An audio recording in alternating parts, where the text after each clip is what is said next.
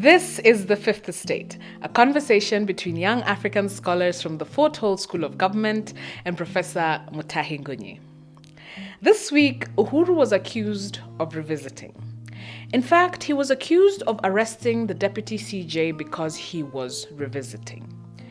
And in our view, Uhuru should not deny that he is revisiting. He should tell the country that he is revisiting without apology. And this is because revisiting the judiciary is explaining things that do not add up. And we have a few of them. 1.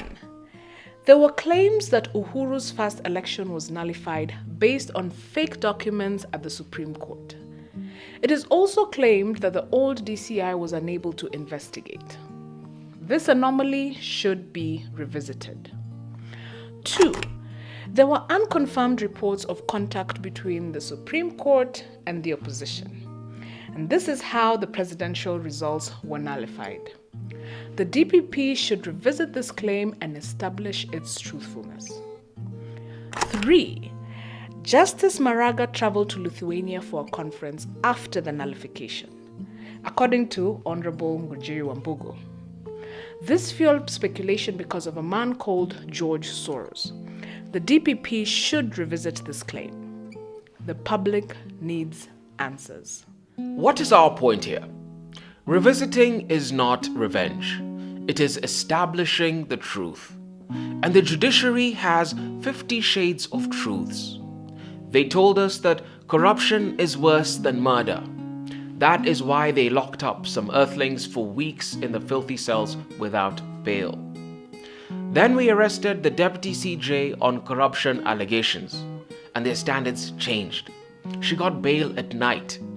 Later, her lawyers told us that she has immunity against corruption. In other words, all animals are equal, but some are more equal than others. Because of immunity, you can bribe a big judge and he will get away with it, claiming immunity. That is why Uhuru is revisiting. But should we be worried by the DPP's strategy? Is he executing an imperfect plan violently? Is he implementing an imperfect plan that is not well thought through? This is causing confusion. In our view, the DPP is spot on in his chaotic approach. He should not turn to the right or to the left. Although his plan is imperfect, he should execute it violently without apology. He should go for the judiciary and the fat cat judges, no matter how imperfect his plan is. As the devil's advocate, I have a question and a thought for Uhuru Kenyatta regarding the Mwilu arrest. First, I will ask the question, why arrest her 5 years after the alleged crime was committed? Why arrest her for things that happened in 2013? Is Uhuru telling us that a crime is a crime is a crime? Is it not time-bound? And is he telling us that Raila committed treason in January 2018 and he could get charged sometime in the future? This thought is overstretched, but it is probable. Secondly, I will give a thought. Instead of charging Mwilu with all the 10 charges, maybe the DPP should have charged her in installments. At first, he would have charged her with only 2 charges.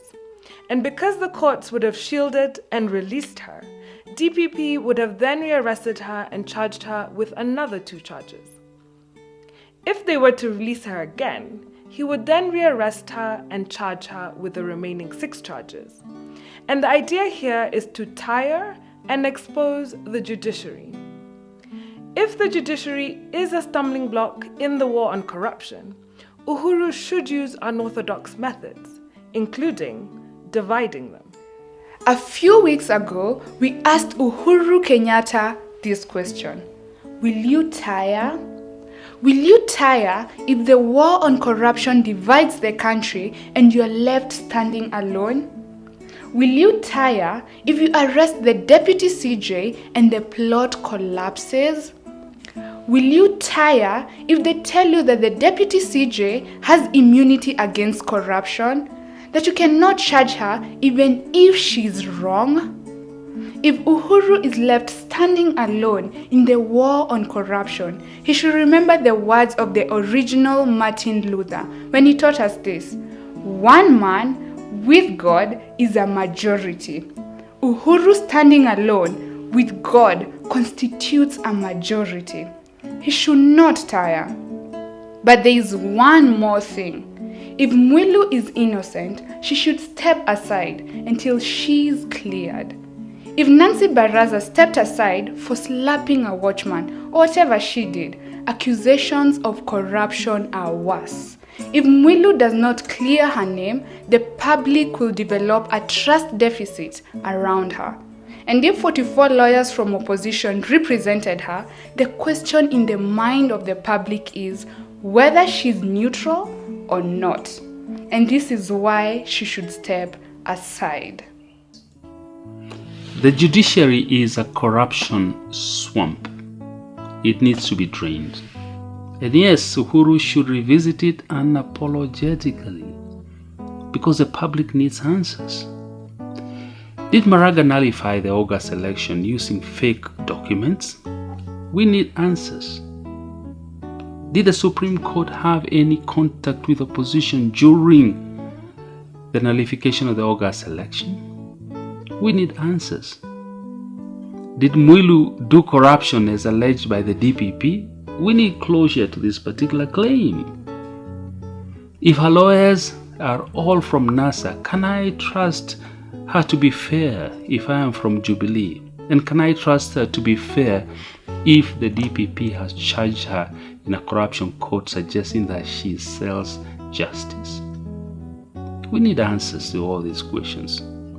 Now, a wicked man will run when no one is chasing him, but a righteous man is as bold as a lion, as the Bible has taught us. If Mwilu is righteous, she should just step aside and the law will set her free. Anyway, what should Uhuru do? If there is corruption in the judiciary, the man to slay the dragon is not Uhuru, in my view. Raila is a man to call upon. If Raila supports Uhuru's crackdown in the judiciary, the monster will fall. But what does William Ruto think? And now, our final thought. It is a story for William Ruto. Once upon a time, a merchant from Baghdad sent his servant to the market.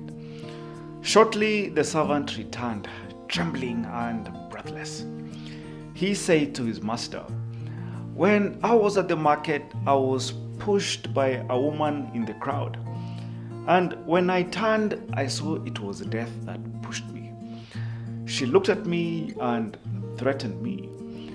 Now I must borrow your horse and run away to Samara where death will not find me." The kind merchant agreed and gave his servant a horse.